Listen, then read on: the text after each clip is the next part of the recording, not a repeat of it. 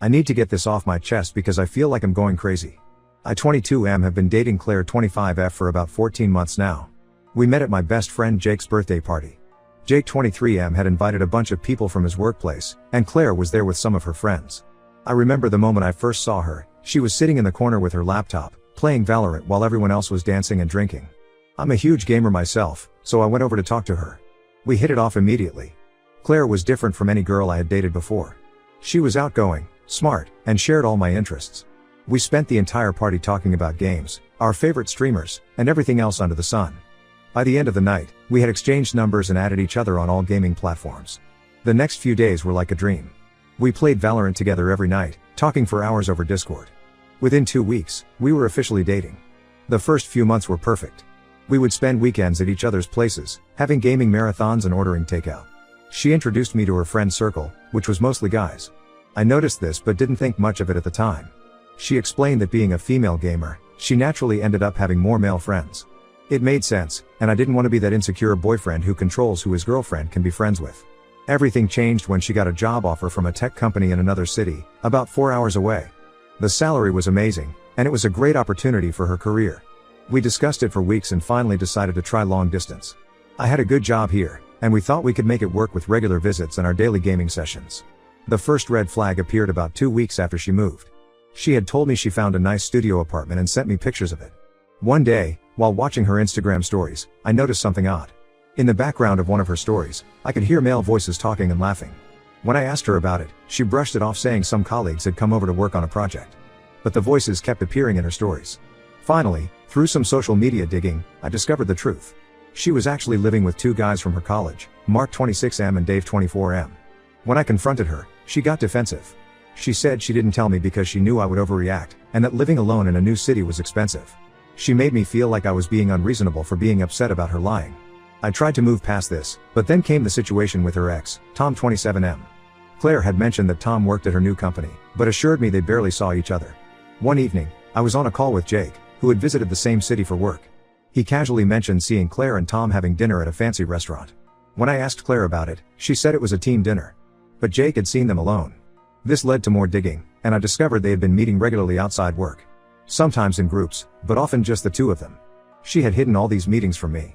When confronted, she got angry and said I was being paranoid and that she was allowed to be friends with her ex. The final straw was Kevin 25M, a guy from her new office. At first, I didn't think much of him. He would comment on her Instagram posts, but so did many others.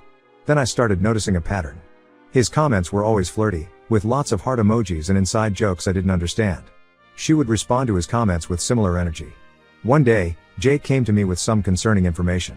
One of his friends who works at Claire's company told him that Kevin had openly admitted to having feelings for Claire at an office party. Apparently, he had told everyone that he was just waiting for her to break up with her long-distance boyfriend. I brought this up with Claire 2 months ago. She initially acted surprised and said she had no idea Kevin felt that way. She promised to distance herself from him and remove him from her social media. I thought the matter was resolved, but I was wrong. Yesterday morning, while checking her recent posts, I noticed Kevin was still actively commenting.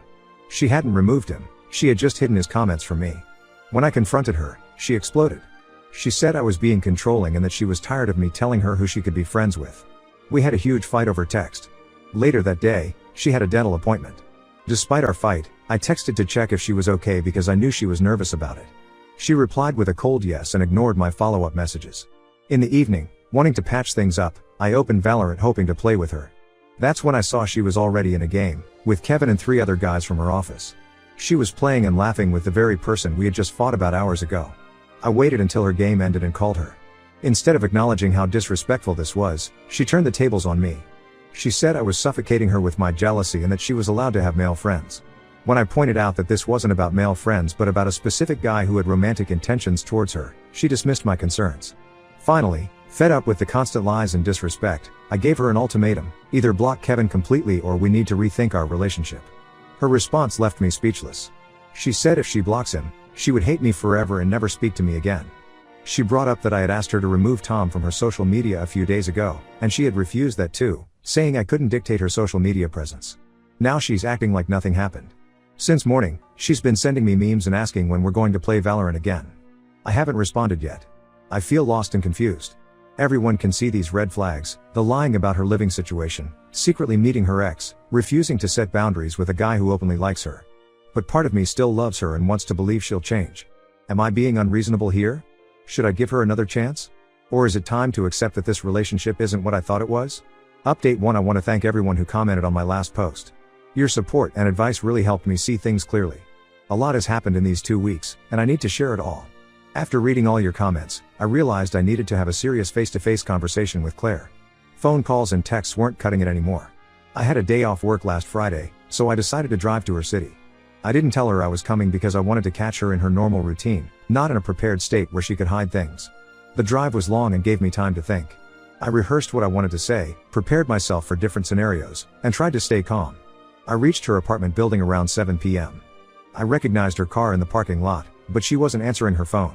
I called 3 times and sent multiple texts, but got no response. According to her Instagram story from an hour ago, she was home, supposedly working late on an urgent project. After waiting in my car for about an hour, getting increasingly worried and frustrated, I decided to go up to her apartment.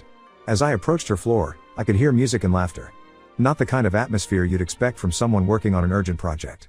I stood outside her door for a few minutes, my heart pounding. I could hear multiple voices inside, including Claire's distinctive laugh. When I finally knocked, the music suddenly stopped. After a moment, Mark opened the door. The look on his face when he saw me was priceless, a mix of surprise and what I now recognize as guilt. The scene inside the apartment was like a punch to the gut. Claire was sitting on the couch with Kevin, both holding Nintendo Switch controllers. Mario Kart was paused on the TV screen. Empty pizza boxes and beer cans were scattered around. She jumped up when she saw me, looking terrified. Kevin just sat there, trying to act casual but clearly uncomfortable. Claire started rambling immediately, saying she had finished work early and Kevin had just stopped by. But the scene told a different story. This wasn't a casual drop-by. The pizza boxes were from a place they deliver from only if you order at least 2 hours in advance. I know because we used to order from there when I visited. The confrontation that followed was messy. Claire started yelling about how I was stalking her by showing up unannounced. She said I was controlling and that she was allowed to have friends over. Kevin tried to play it cool, saying they were just hanging out as colleagues, but he couldn't even look me in the eye. That's when something unexpected happened. Mark, who had been standing quietly by the door, asked to speak with me privately. We stepped into the hallway, and what he told me changed everything. According to him, this wasn't a one-time thing. Claire and Kevin had been spending almost every evening together for the past month. They would play games, order food, and sometimes other friends would join, but it was mostly just the two of them. Mark seemed genuinely troubled as he spoke. He said he had overheard several conversations between Claire and Kevin late at night, talking about their feelings for each other. He had been feeling guilty about keeping this from me, especially since I had always been nice to him when I visited. Armed with this information, I went back inside. The atmosphere had changed. Claire must have sensed something was wrong from how long Mark and I had talked. When I confronted her with what Mark had told me, she broke down. Through tears, she admitted that she and Kevin had kissed at an office party 2 weeks ago. She claimed it was just once and that she was drunk, but then she said something that broke my heart. She was developing feelings for him. She tried to explain herself, saying she was confused and lonely, that the long distance was harder than she expected. She said she still loved me but didn't know what she wanted anymore. Kevin just sat there silently, looking at the floor. I couldn't stay there any longer. I walked out, ignoring Claire's calls for me to come back and talk. The drive home was a blur. I'm still not sure how I made it back safely. The past 2 weeks have been absolute hell. Claire has been calling and texting constantly. Sometimes she's apologetic, saying she made a huge mistake and wants to work things out. Other times she's defensive, saying I drove her to this with my jealousy and controlling behavior. She even got her friends to message me, telling me I'm overreacting and that it was just one drunken kiss.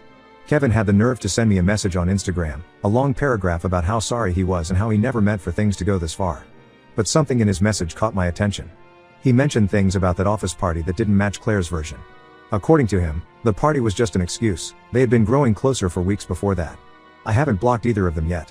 I know I probably should, but part of me wants to see how many more lies they'll tell. Their stories keep changing with each message, and none of them add up. Claire says it was just one kiss, Kevin implies it was more, and now I'm starting to wonder what else they're hiding.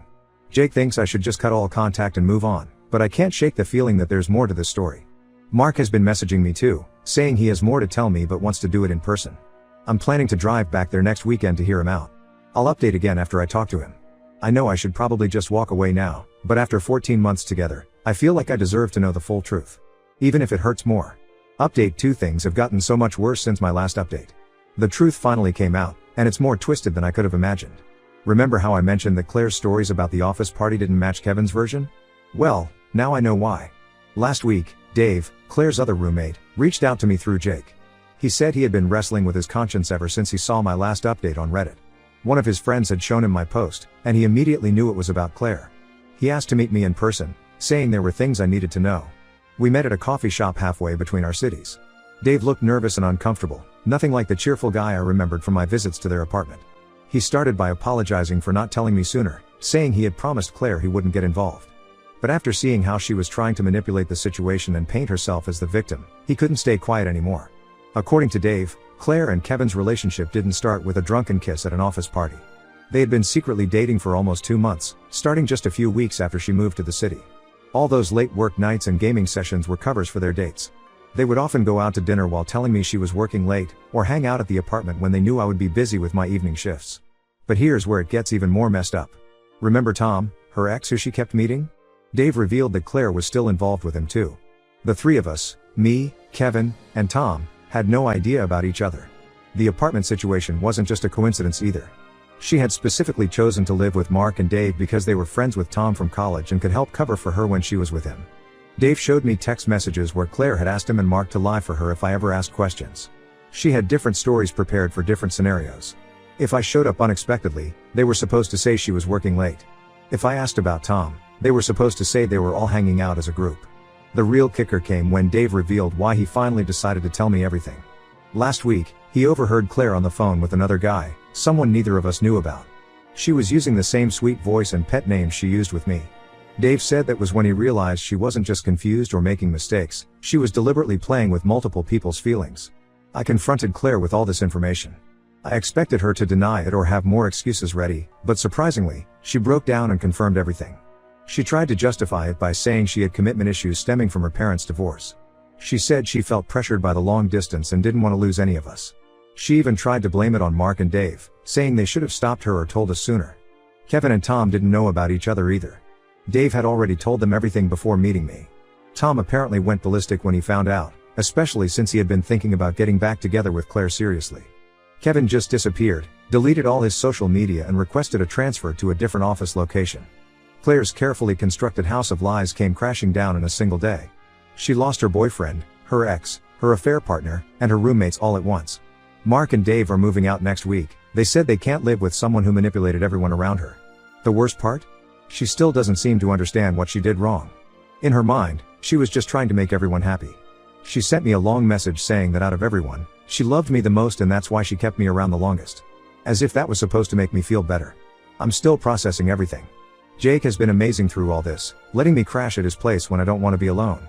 Our other friends have been supportive too, especially after hearing the full story. Some of them had suspected something was off about Claire's behavior but didn't want to get involved.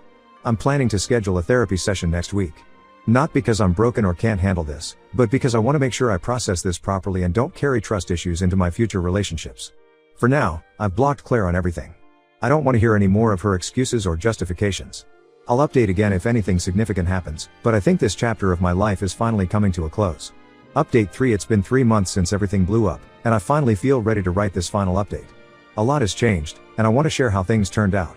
After my last update, the situation with Claire got even messier before it finally ended. When both Tom and Kevin cut contact with her, she went into full panic mode. She showed up at my workplace one afternoon, crying and causing a scene. My coworkers had to call security to escort her out. She kept saying she had changed and that losing everyone had made her realize her mistakes. Mark and Dave followed through with their plan to move out. They found a new place within 2 weeks and left Claire with an apartment she couldn't afford on her own. That's when she really started spiraling. She made multiple social media accounts to try to contact me after I blocked her main ones. She even tried to join the Discord servers where I play Valorant, but thankfully the moderators banned her when I explained the situation. The real shock came when she showed up at Jake's apartment one night, completely drunk. She knew I had been staying there occasionally and thought she might find me. Jake recorded the whole interaction on his phone. She was rambling about how she had made mistakes but that I was partly to blame for being too controlling. She said if I had been more understanding about her male friends, she wouldn't have had to lie. Jake showed me the video the next day, and it just confirmed that I had made the right decision in cutting her off. Claire eventually had to move back to her parents' house because she couldn't keep up with the rent alone. She made this long, dramatic post on Facebook about how she had hit rock bottom and was working on herself. She talked about how she had lost the love of her life, me, because of her poor choices, and how she was going to therapy to deal with her commitment issues. The post got a lot of sympathy comments from people who didn't know the whole story, but those who knew the truth either unfollowed her or called her out. As for me, I'm doing much better now. I got a promotion at work that I had been working towards for months. The project I was leading was a success, and my boss specifically mentioned how impressed he was with my focus and dedication during what he knew was a difficult personal time. I've also started gaming with a new group. Jake introduced me to his cousins who are really into Valorant, and we've been playing together regularly. It's nice to be able to enjoy the game again without all the bad memories. I even ranked up to Diamond, something I had been stuck on for months. Mark and Dave still keep in touch. They send me updates about Claire occasionally, not because I ask, but because they want to warn me if she's planning something. Last they heard, she had tried to get back with Tom again, but he shut her down immediately. The whole experience taught me a lot about self-respect and recognizing red flags. Sometimes people ask if I regret not seeing the signs earlier, but I don't beat myself up about it. You can't spot patterns you've never seen before. What matters is how you act once you do see them. I thought about trying dating apps recently, but I decided to give myself more time. I'm enjoying focusing on my career, my friends, and my hobbies without having to worry about someone lying to me or manipulating me. I know this isn't the dramatic ending some of you might have expected, no epic confrontations or grand acts of revenge. But sometimes the best revenge is just moving forward and being happy. Claire lost everything because of her own actions, and I gained a better understanding of what I want in a relationship and what I won't tolerate. That's it for updates from me. Thanks to everyone who supported me through this journey. Time to close this chapter and move on to better things.